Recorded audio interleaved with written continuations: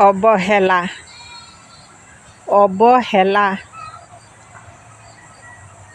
চাৰিটা আখৰে এটা শব্দ। কি সাংঘাতিক শব্দ এইটো।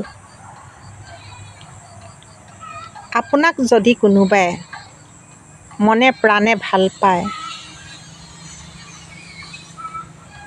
আৰু তেওঁক যেতিয়া আপুনি অৱহেলা কৰিবলৈ ল'ব, আপোনাৰতো একো নহয়, কিন্তু অৱহেলিত গৰাকী জীয়াই থাকিও মৃত প্ৰায়। কাৰোবাক যদি অৱহেলা কৰিছে, এবাৰ ওচৰলৈ গৈ সুধি চাবচোন, সেই ব্যক্তিজনে কেনেকৈ জীৱন অতিবাহিত কৰিছে। কাৰণ জানিব লাগে